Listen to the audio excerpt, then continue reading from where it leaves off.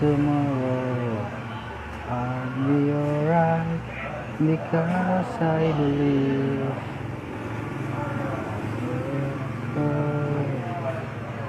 Spirit carries on.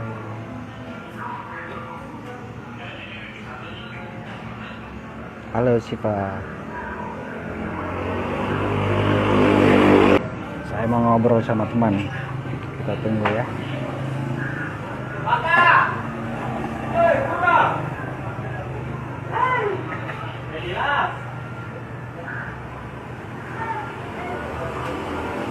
Halo, ini Prima Balon siapa sih?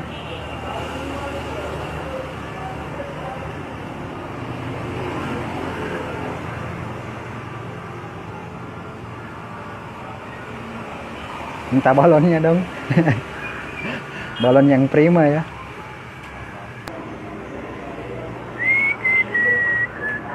Kita tunggu tamu saya malam ini.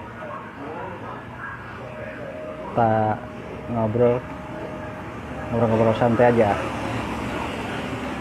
Kita ngobrol tentang rekayasa sosial.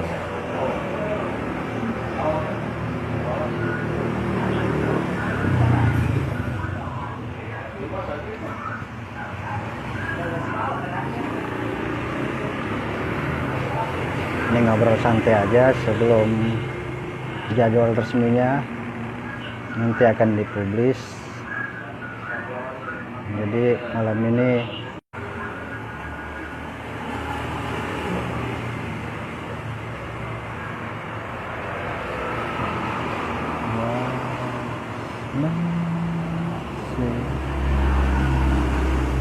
only for us.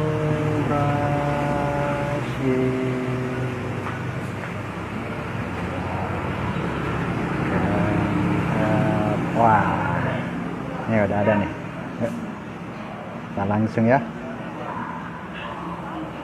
Oke, akun kelas jurnalis cilik ini. Tunggu ini tamu saya spesial nih.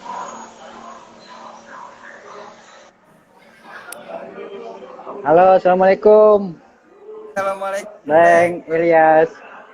Waalaikumsalam. Gimana kabarnya, Deng? Alhamdulillah, semangat, Deng. Iya. Posisi ada di mana ini? Lagi di Kendari, lagi di Warkop. Waduh, maaf nih, kita rambutnya nggak sama ya, baru nyukur, Deng. Waduh, padahal kita kan udah sepakat 2020 tuh harus gondrong harus mah. Gondrong. Iya, ini gondrongnya keren lah. Wah, aduh. Gimana, Deng? Kendari aman ya?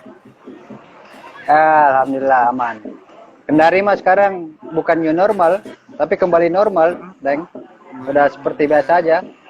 Di sini mah udah bisa ngebir, bukan cuma bisa ngopi. Serius nih. Udah bisa ngebir. Semua tempat hiburan malam udah buka kembali. Orang lagi pada nongkrong, lihat nih. Saya nongkrong di Warkop nih. Di Warkop tradisional. Tuh. Tuh dalam orang lagi pada main domi bahkan. Iya. Jadi bukannya normal di Kendari, Deng. Abnormal ya? Abnormal. Dan normal. Iya. Ini juga sama nih, Deng, di sini anak-anak juga lagi ini pada. Nah, kalau dilihat tuh, lagi pada main-main. Wah. Tadi lagi pada Wah, main. jadi rindu nih saya nih. Sampai tadi alhamdulillah datang tamu baru berkunjung ke sini ngeliat keadaan anak-anak gitu. Gitu, Deng. Dari mana tuh temunya? Tamu dari selatan, dari komunitas foto juga. Kebetulan ininya Ya. Siap. Ini saya mau perkenalkan diri dulu nih. Ini teman saya lagi ngobrol nih. Jadi beliau namanya Muhammad Ilyas ya. Ya benar ya. Syamsuddin Ilyas. Syamsuddin Ilyas. Jadi warga Jakarta, tepatnya di Cilincing, Jakarta Utara. Beliau turunan Sulawesi ya, turunan Bugis Makassar ya. Kayaknya ini neneknya pasukan dari Arupalaka kayaknya, yang yang terdampar di Cilincing kan. Di pesisir Cilincing ya. Bisa Iya. bisa jadi deh, bisa jadi. Ini beliau keren, punya program namanya kelas jurnalis cilik. Jadi sebenarnya namanya rekayasa sosial ya. Untuk rekayasa sosial, bagaimana mengubah kawasan lingkungan yang dulu dicap buruk, banyak preman, bandel, dikenal kumis juga ya, Dang ya. Iya betul. Kumuh dan miskin. Makanya saya panggilnya Daeng karena beliau turunan anak Sulawesi sih, anak Sulawesi Selatan. Tapi lahirnya di sana tuh. Lahir dan besar di Cilincing, jadi pesisir ya. Nah, jadi ada gerakan kita akan ngobrol. Jadi malam ini cuma sharing ngobrol santai aja, pemanasan sebelum kita ada jadwal resmi nanti ya. Daeng lihat ya. Iya. Jadwal resmi. Nanti diaturin jadwalnya, kita ngobrol live yang resmi. Jadi malam ini kita nyantai aja. Kebetulan lagi sama dengan anak-anak tuh. Jadi bisa teman-teman ini bisa sambil lihat kan. Bagusnya nanti kalau jadwalnya Deng di saat kelas jurnalis cilik tuh di pesisir. Insya Allah iya. Jadi sambil saya ngelihat juga teman-teman metode pengajaran kelas jurnalis cilik tuh. Kan udah lama saya nggak update nih kondisi di sana, apalagi kita mah ada pandemi kan. Makanya saya juga pulang kampung ke Kendari karena sudah sulit bertahan di Jakarta, Deng. Hampir mati kelaparan loh saya kemarin di Jakarta. Jadi saya balik ke Kendari itu sebelum PSBB, Deng lihat. Iya. Jadi pas tiba di Jakarta, tiba di Kendari, itu langsung PSBB di Jakarta. Hampir aja saya tertahan di sana. Iya. Saya pengen tahu selama masa pandemi ya, apalagi di masa-masa PSBB kemarin tuh, PSBB 1, 2, kemudian ini sudah masuk transisi. Terus kondisi di khususnya di Cilincing sama anak-anaknya tuh, anak-anak kelas jurnalis cilik tuh gimana tuh? Apakah programnya juga pending atau tetap jalan walaupun masa pandemi itu atau gimana nih, Deng? Ini kisi-kisi aja, Deng ya. Jangan semua diekspor. Jangan semua ya. Ya, jangan semua. Sebenarnya sih kegiatan kita tuh bulan April yang angkatan ketiga tuh Deng. Cuman karena lagi hebohnya tuh April kan ya, masa pandemi itu ya akhirnya kita tunda. Cuman selama pandemi ini juga kita nggak diem gitu. Kita libatkan anak-anak untuk bisa bersosialisasi kepada masyarakat ya. Ilmu mereka bisa diterapkan di sini karena memang ilmu sosial diterapkan di KJC itu kan gitu. Yang bisa merekam. Kebetulan kemarin ada program pengukuran suhu tubuh gitu, kita dapat alat ya, kita melakukan door to door ke masyarakat yang terlibat anak-anak sih, kita hanya datang. Selain itu juga kadang kita kasih bocoran sebentar ya, kenapa sih kelas jurnalis cilik gitu kalau upload di IG selama ini banyak yang anak-anak gitu, melibatkan anak-anak dan rata-rata anak-anak kurang mematuhi prosedur ya. Ya, benar. Namanya anak-anak kan. Benar. Namanya banyak yang komplain gitu. Aduh, bingung juga ya menjawabnya. Saya cuma bisa jelasin ya udah datang aja ke pesisir, nanti lihat kondisinya. Bukan saya nggak ngajarin anak-anak untuk bisa mengikuti protokol pemerintahan ya, cuman kita juga nggak bosen juga. Selalu ada masker, selalu ada hand sanitizer, selalu juga kita bikin buat anak-anak memberikan edukasi tentang pandemik ini. Tapi tetap namanya anak-anak ya, anak-anak pesisir itu nggak bisa dilarang-larang loh. Ingat, anak-anak pesisir itu nggak bisa lu jangan pakai ini gitu. Kalau jawabnya siapa lu gitu. Jadi anak pesisir itu perlu dikasih perlu dikasih contoh yang baik. Selama ini kan banyak orang-orang yang galak terhadap apa ya, anak-anak ditakut-takutin terhadap wabah ini. Di sini nggak bisa, jangan ditakut-takuti, justru kita berikan pendidikan yang sebaik mungkin, komunikasi yang sebaik mungkin agar anak-anak bisa memahami. Ya akhirnya alhamdulillah sih di pesisir ini ya, khususnya di lingkungan KJS sendiri ya, 1 dan 2 itu zona aman gitu. Nah itulah berkah sosialisasi yang baik juga dari pemangku-pemangku wilayah yang mendukung kegiatan kita juga gitu. Ada juga yang memandang sebelah mata, cuman nggak udahlah, biarkan saja. Seperti itu sih, Deng. Ya. Nggak tahu. Saya mah kalau bicara konsisten dengan sosok dari Deng Ilyas mah udah terbukti. Iya, amin, Jadi, alhamdulillah berkah doa-doa bersama, Deng. Ya. amin. Jadi eh, sampai sekarang anak-anaknya di kelas jurnalis cilik aman ya, nggak ada yang terjangkit ya. Alhamdulillah aman. Ya itu tadi, meskipun kita tetap ramai, tetap nggak jaga jarak, tetap nggak pakai apa ya, hand sanitizer atau kita nggak pakai masker, tapi mereka ketika di rumah kita kasih arahan, oh seperti ini ketika di luar, cara bersalaman yang baik dan benar seperti ini. Jadi kita kasih contoh dan arahan yang baik gitu. Justru jangan ditakut-takutin. Selama ini kan banyak di luar sana menakut-nakuti anak-anak, tidak bisa gitu. Karena mereka anak-anak jiwanya masih bebas ya, masih main-main gitu. Nah itulah yang perlu ditekankan khususnya oleh pemerhati wilayah gitu. Jangan sekali-kali menakut-nakuti anak-anak. Ya, benar. Seperti itu sih, Deng. Nah, kalau untuk kampungnya sendiri, khusus di wilayah ya, di RT, di RW, memang nggak ada yang terjangkit nih, nggak ada yang positif. Alhamdulillah, nggak ada yang terjangkit, Deng. Alhamdulillah. Gitu. Ini ada pelajaran nih, Deng. Iya, alhamdulillah. Walaupun ya ada beberapa bagian di sebelah Deng ya, termasuk zona merah, cuman di kita tetap aman, yaitu Deng, kuncinya yaitu khususnya untuk anak-anak ya, biar lebih kuat, jangan takut-takutin, Deng, gitu aja. Kasih sosialisasi yang baik, komunikasi yang baik, itu yang diperlukan sih buat anak-anak, kasih contoh yang baik gitu. Ya, benar. Memang sih kalau melihat dinamika tentang COVID Iya, ini, benar. sebenarnya intinya jangan panik aja. Itu kan Iya, jangan panik, itu dia, kepanikan itu, Deng. Iya.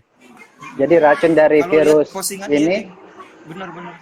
kalau racun dari virus corona ini sebenarnya kepanikan. Kalau panik ya udah kita kalah kan. Iya, benar, selesai. Iya.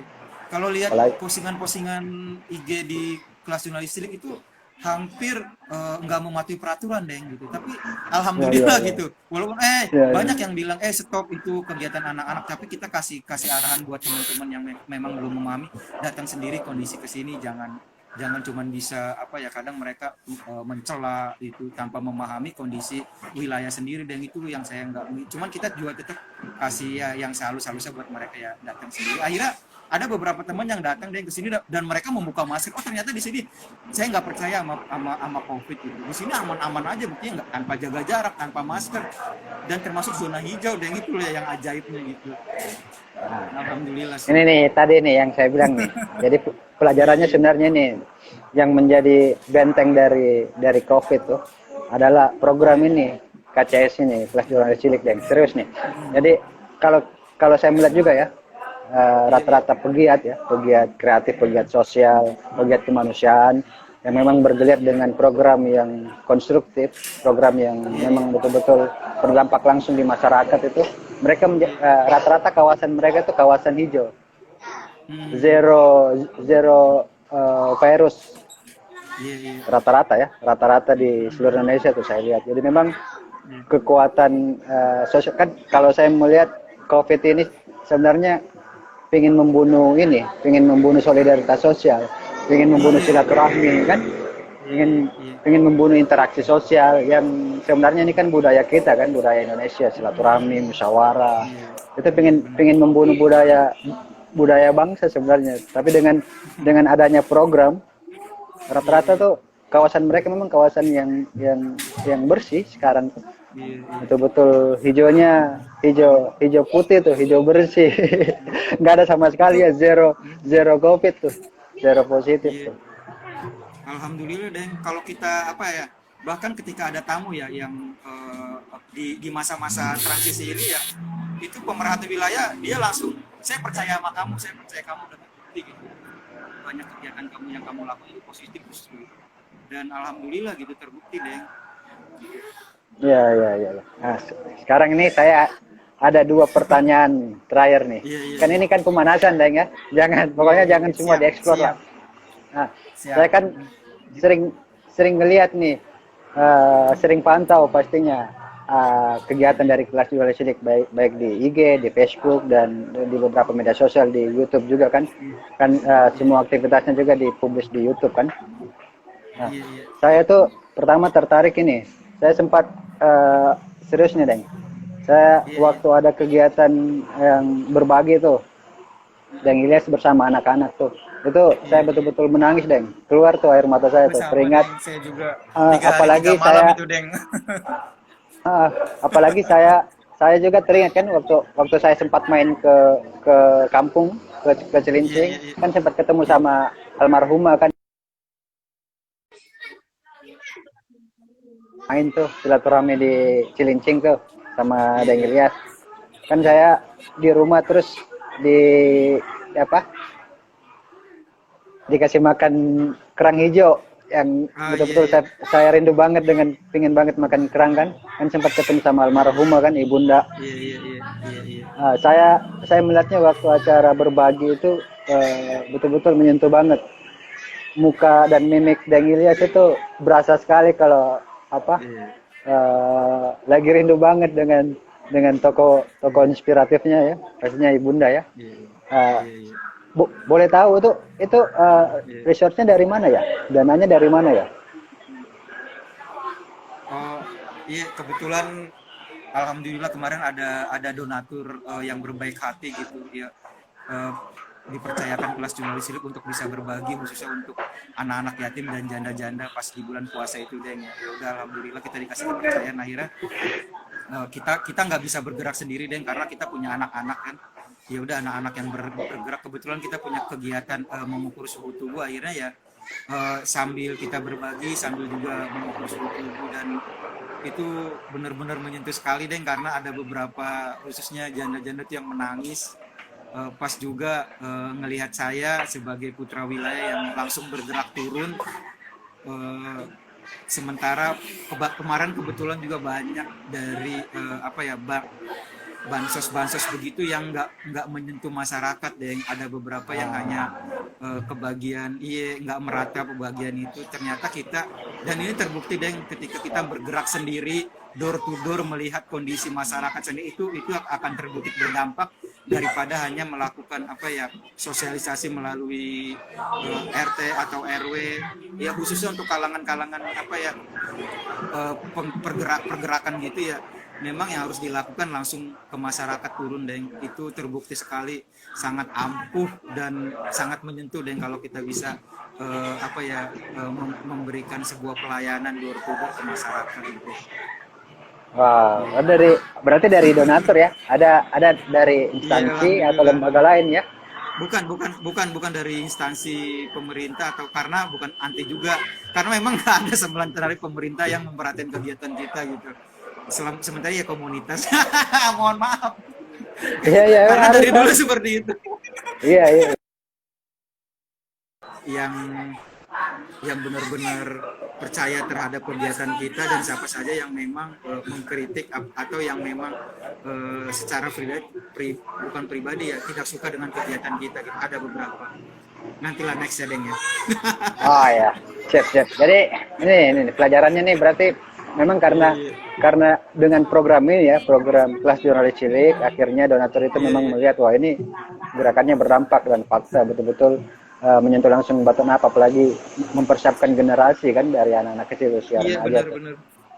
Iya. Sip. Oke, satu pertanyaan lagi nih, Deng. Iya, Deng. Iya, siap. Satu pertanyaan terakhir nih. Tapi sebelumnya saya mau ingatin nih ke teman-teman kebetulan yang lagi gabung. Jadi ini hanya pemanasan aja. Nanti tunggu publish jadwal resminya. Saya bersama founder kelas jurnalis cilik akan sharing session di live medsos, live IG. Satu pertanyaan terakhir nih.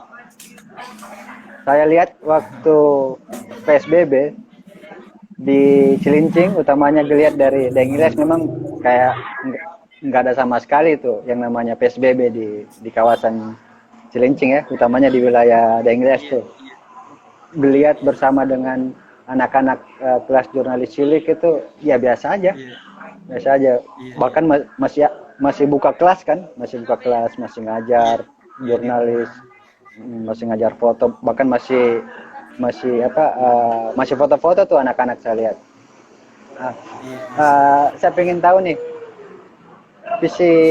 psikis nih, psikologi anak-anak kelas jurnalis cilik dan tanggapan mereka dengan pandemi ya, dengan virus corona ini. Sebagian besar anak-anak melihatnya COVID ini apa sih, Neng? Kalau ini lucu pertanyaan, Neng. Kalau kita jawab ya, ya. secara anak-anak ya gitu. Kalau anak-anak ya selalu kumpul di sini. Kadang itu untuk membuktikan bahwa KJS itu masih konsisten meskipun di masa pandemi gitu ya. Ada banyak juga sih kritikan dari teman-teman tentang anak-anak, kegiatan selama ini anak-anak ya. Nah, pertanyaan menarik sih, Deng. Kalau saya tanya, ya halo. Ya, lanjut. Iya. Apa sih yang kamu takutkan dengan pandemi ini? Kalau anak-anak pesisir jawab, nggak ada takutnya ya. Nggak takut tuh. Biasa aja tuh. Iya. Kalau selama ini mereka kumpul di sini, kan saya kangen mau bermain-main gitu. Kebanyakan orang-orang tua atau guru-guru atau di luar sana, mereka selalu yang tadi saya bilang, selalu menakut-nakuti anak-anak. Awas lo, nanti mati lo kalau kamu keluar. Awas lo, itu dengan bahasa-bahasa yang benar-benar frontal gitu ke anak-anak. Itu nggak baik sebenarnya gitu. Kalau kita arahkan di sini ya, berilah komunikasi yang baik ke anak-anak agar mereka juga bisa memahami apa itu COVID. Selama ini ya kita berikan arahan-arahan yang menarik gitu. Kamu jangan takut dengan COVID, tapi dengan menggunakan prosedur yang baik benar. Bukannya kita nggak ngasih masker, hand sanitizer atau apapun gitu, tapi juga kita tetap menjaga kondisi-kondisi itu kepada anak-anak. Dan akhirnya terbukti anak-anak di sini nggak ada takutnya dan selalu tetap bergerak gitu walaupun masa pandemi gini. Alhamdulillah gitu. Walaupun ya ketika ada, kan kadang kita sering juga anak-anak dibawa keluar di luar dari wilayah ya, tapi kita tekankan harus menggunakan masker dan lain-lainnya gitu. Ketika berhadapan dengan orang yang tidak dikenal, tetap mereka juga akan menjauh dan tetap menggunakan masker. Kadang namanya anak-anak ketika berhadapan dengan kamera atau mereka kan sedang belajar wawancara, mereka lupa gitu. Sebenarnya sih mereka bukan nggak mematuhi aturan, karena kan nggak mungkin mereka ketika berbicara atau main-main menggunakan masker, nggak mungkin gitu. Namanya anak-anak ya gitu. Kadang pakai masker, oh iya kakak lupa. Nah seperti itu, nah kondisi itu yang tidak dipahami oleh orang luar gitu. Sebenarnya mereka patuh bener. Saya bisa jamin. Karena cukup terbukti di sini ya, khususnya di RW 1 dan 4 selama ini kegiatan yang kita galakan di masa pandemi ini, alhamdulillah nggak terjangkit satu anak pun. Keren ya. Jadi mental anak-anak mental baja ya, luar biasa ya. Kalah nih sama anak-anak dewasa ya. Iya. Bener Deng. Kalau ndak ada program, ndak disentuh program yang keren, yang benar, ndak ada kelas jurnalis cilik. Kalau bicara mental mah anak-anak. Salam. Kamu makan apa? Nanti Udin lagi siaran langsung. Mentalnya anak-anak pesisir memang luar biasa tuh, mental baja tuh mereka. Jadi kalau salah disentuh bisa jadi rusak kan mereka. Seperti dulu. Iya, benar. Tapi dengan adanya program ini, dengan adanya sentuhan kelas jurnalis cilik, akhirnya mental dan karakter mereka akhirnya terbentuk menjadi benar dan keren kan. Jadi geliat-geliat solutif di lingkungan itu betul-betul berdampak dan sangat mempengaruhi kan perilaku warga akhirnya kan. Wah, ini luar biasa Dan. Nah, sebelum kita akhiri nih, bisa liatin dong anak-anaknya tuh yang lagi pada di rumah tuh.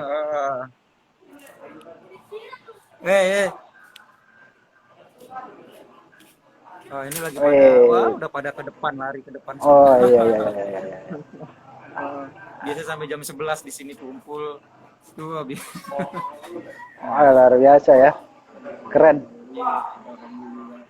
Tadi baru kegiatan juga sih, kebetulan ada teman-teman yang tadi dibilangin berbagi gitu untuk anak-anak, mungkin kelelahan juga anak-anak ya.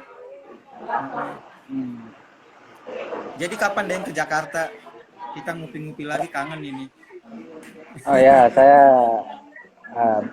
nanti balik Jakarta kok. Cuma ngurusin dulu, selesaiin dulu urusan di Kendari. Lagi ada beberapa untuk apa? Lagi penguatan ini juga, penguatan internal sama penguatan program lagi. Kan harus program harus update kan dengan kondisi pandemi ini.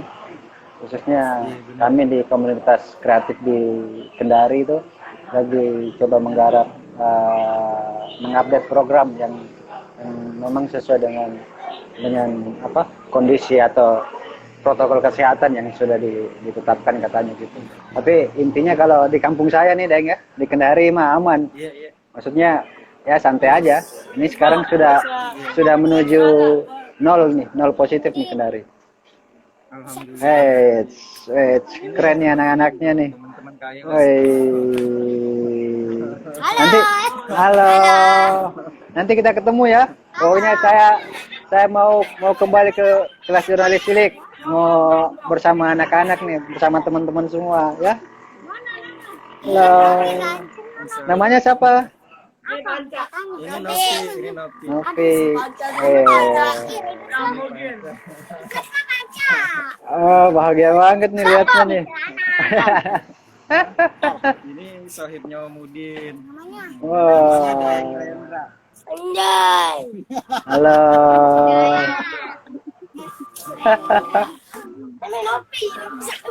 Pernah kesini juga, kamu nggak ketemu ya kemarin? Nggak ketemu ya.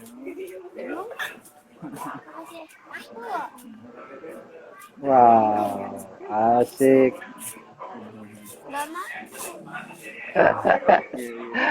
Oke kawan-kawan. Itu anak-anak. Sip. Oke Deng, jadi ntar kita lanjut ya. Kita lanjut ya. Tetapin jadwal kapan.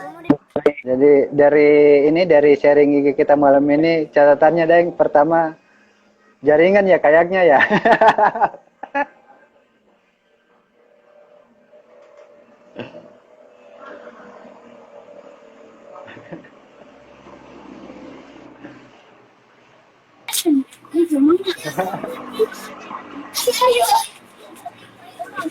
Seru banget tuh.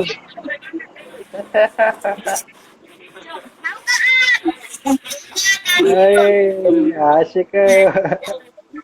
Jadi pada bahagia banget ya semua ya si anak-anak ini. Jadi intinya sih orang tua di sini sudah mempercayai KJS ini. Kalau masuk ke rumah KJS aman. Iya. Oke, Deng lihat ya. Kita atur jadwal, kawan pastinya. Terus nanti teman akan publish jadwalnya. Kita patenin dulu jadwalnya kapan. Kemudian kita lanjut nih. Jadi teman-teman semua yang lagi ngikut di IG malam ini, jadi kami hanya sekedar sharing aja, ngobrol pemanasan nih sebelum jadwal resminya. Pastinya ini akan dahsyat nanti, banyak yang akan kita explore di kampung pesisir yang penuh dengan apa kalau saya melihatnya sih banyak pelajaran dari kelas jurnalis cilik ini dan pastinya bisa diaplikasikan di daerah-daerah lain. Apalagi kita kan negara maritim, dari pendekatan negara maritim ya pendekatan yang dibuat oleh saudara Deng Ilyas nih, itu tepatnya tuh. Jadi solutif buat negara kita yang memang negara maritim kan, pendekatan bagaimana mengubah atau membuat rekayasa sosial di warga-warga pesisir tentunya. Oke Deng Ilyas, sampai ketemu lagi. Salam semua ya. Wah bahagia banget anak-anak ini. Keren. Salam juga Deng sama teman-teman SK Sunda Kelapa Heritage, Deng ya. Siap, Deng. Sampai ketemu. Pokoknya saya nanti balik Jakarta deh, kita ketemu lagi. Iya. Deng ya. Makasih banyak Deng. Assalamualaikum warahmatullahi wabarakatuh. Waalaikumsalam.